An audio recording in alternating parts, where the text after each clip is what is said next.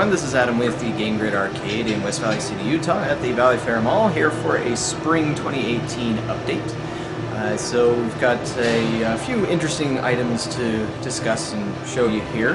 But first off, we'll start off with things that we expect to have on our hands soon, sometime this spring. So they're not here quite yet, so I won't be able to show them yet. But the big one that we're excited for would be the Teenage Mutant Ninja Turtles arcade game, the new one developed by Raw Thrills. It's based on the Nickelodeon TV series that ran between 2012 and I think last year. I guess not everybody might have been a big fan of that one. Doesn't have the nostalgia to kick in, but still the Ninja Turtles. I know the original, one of the co-creators, Kevin Eastman, I think, was involved with at least some episodes. But anyways, I've played the game. It's a lot of fun. It plays a lot like Konami's old Turtles in Time, but it's different enough to stand out on its own. So we will have that one in once it's released. We're on the list to be among the first, at least. So that one will be here this spring. We also were going to have a game that's a bit obscure, and that's coming any time now. We're just waiting on the game cabinets. We have the hardware to convert an old NASCAR by Global VR over to the newer Redline Rampage gas guzzlers. So that's probably not one you've come across. I've never seen one here in Utah. Don't know many of them out there overall. I think there's a few in California and one in Wisconsin maybe. But yeah, just not a very common game, but it's kind of like Twisted Metal meets Mario Kart. So when I played it a few years ago, I really enjoyed it, and we came across a really amazing opportunity to be able to get that, so we figured, what the heck, why not?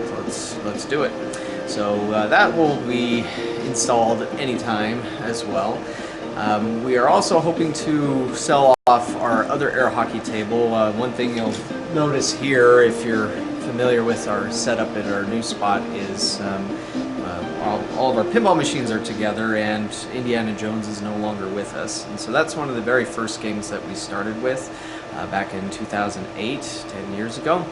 And just got to the point where it was better for that to go into a private collection as opposed to being played all day, every day. And so, yeah, I had to let that one go. But we are looking at getting another pinball machine.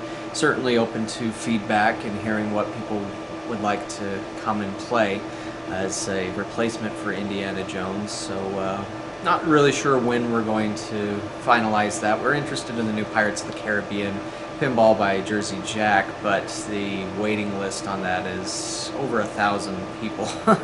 And so it's going to be a while because that hasn't started shipping yet as far as I'm aware.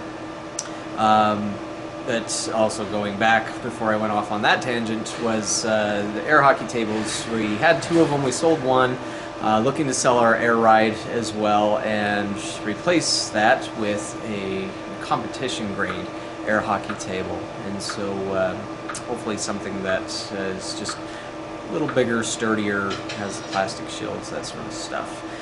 And now we're going to get into a couple of games that we have here on location tests. That means that's the arcade industry's term for a beta test. And what we've got here, it's not necessarily going to be staying here. They're here for a limited time, so come in and check them out while you still can, while we still have them. And so first off is the Grumpy Cat photo booth by Team Play. They're a company based out of the greater Chicago, Illinois area. And when I was down at a trade show in Orlando last year, talked with them, and they wanted to test this out at our location since we're in a mall. And so we've had this actually since December, and it's been an interesting ride so far. We did have to move it from the front to its current position next to the pinball machines just to see if people would take a better liking to that spot. It's weird. Oftentimes we'll move a game a few feet and then people suddenly notice it when they never noticed it coming in before. And I thought being at the front of the store it would have done a little better than what it was, but it seems to be doing pretty solidly where it's at now. But it's a touchscreen based photo booth, one of the most technologically advanced booths on the market right now. You can take your picture, of course, with the famous or infamous, I guess depending on your view, Grumpy Cat, as well as more standard photos as well. Combines certain memes with that too, and so if you're a fan of internet memes, then it's also a great booth. And it offers pictures in different sizes. You can get the typical strips, but you can also get like a 4x6, and there's a couple of other variations. It also allows you to share your photos online. You can tweet at Grumpy Cat and get some extra attention as well, and so it's a fun little booth. And it is not the only photo booth in the mall. There are 2 others here, but it's far nicer looking, definitely much more advanced, and it's also cheaper. It's only $3, whereas the other 2 photo booths in the mall are about $5. So if you want to save on some money with getting an interesting, unique photo, then that's the way to go. And so the next piece that we have here on Location Test, and this one only showed up last Friday on March 16th, and this one's going to be here for a much shorter time than the Grumpy Cat photo booth has been, and that's JPO and SLC. So this is a game developed by Utah or Salt Lake City local David Payne. He's a big fan of shoot 'em ups, and so he took the shoot 'em up kit, which is a piece of software you can get on Steam for your PC. I think it's only $30. I've tinkered around with it myself before, although it has been a while, so I was kind of waiting for more updates to come along to do some ideas that I had. But anyways, he used the shoot 'em up kit to develop this game, which is a documentary arcade game and also kind of an art piece about the Joshua Payne Orchestra, which is a local jazz band that existed from 2009 through 2013, and so David was part of that band. I believe Joshua is his brother, and so this, in a very indie style, artsy style way, retells the story of the band. And so you are a spirit animal, a polar bear, that goes through blasting enemies, catching footballs, as you go through different nights of when the band would perform. And so right there it kind of discusses that. But as to show some of the local indie touches, the marquee here was hand-painted by David's 10-year-old daughter.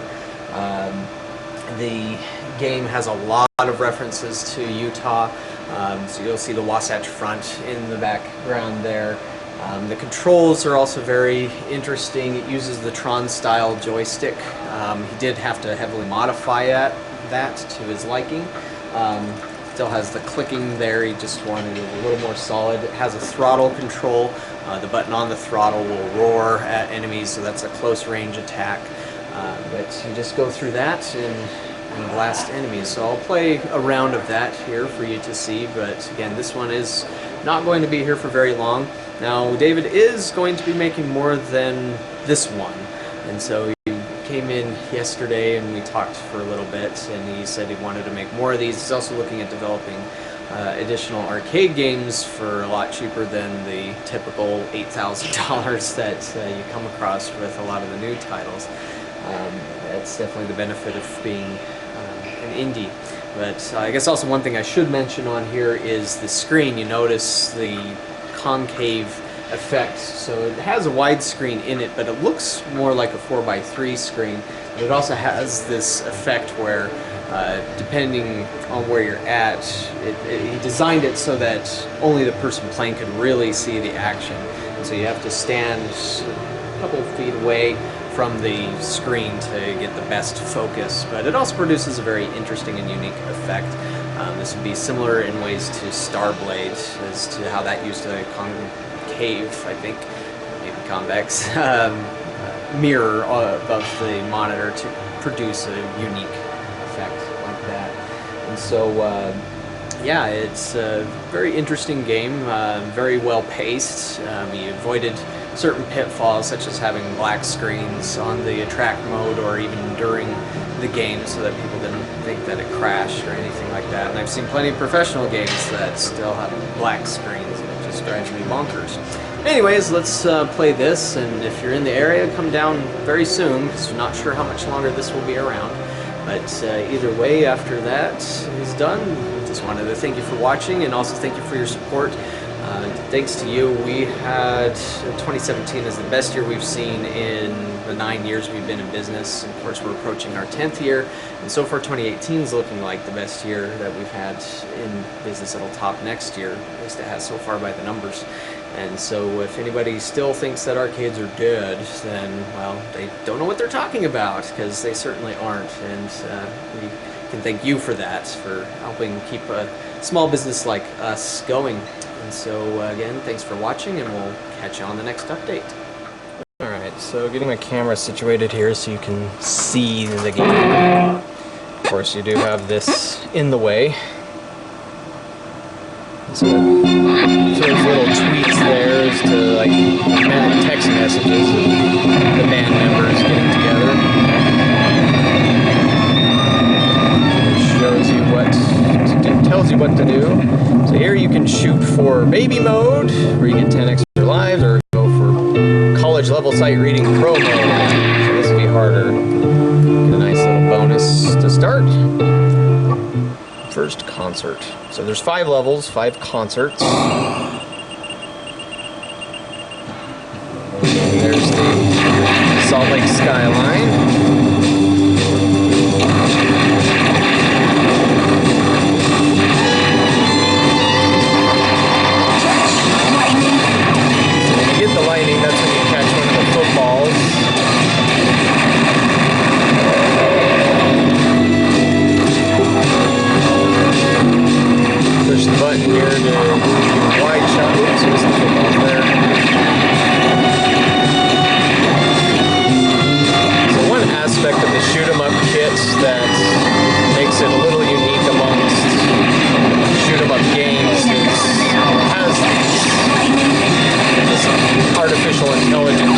Setup where enemies will chase you around the screen.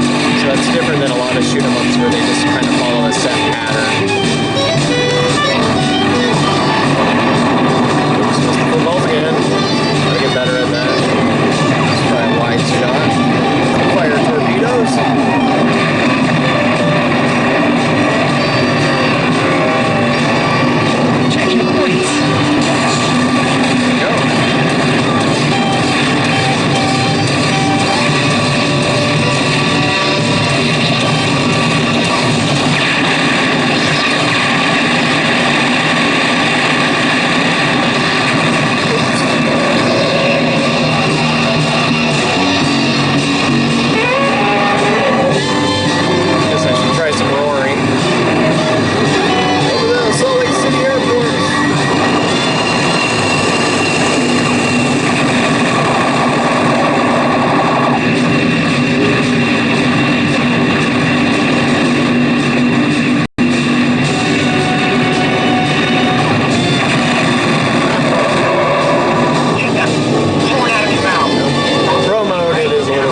Farther, but that's how you get on the high scoreboard. And one interesting thing about the high scoreboard is you actually cannot input your name. That's in part due to the version of the shoot 'em up kit he was using, but he also like to think of it as in playing in a jazz band, where it's more about being anonymous as opposed to getting credit for it. But anyways, that is JPO and SLC, and this kind of tells a little bit more about that. But yeah, you might be able to find that in more places here soon. I'm not sure what his time schedule is on that, but yeah, we'll see if I can maybe grab a little bit more footage, maybe from the easy mode, so you can see more of what's there, and put that up on the Arcade Heroes channel that I run. Thanks for watching, and we'll catch you next time.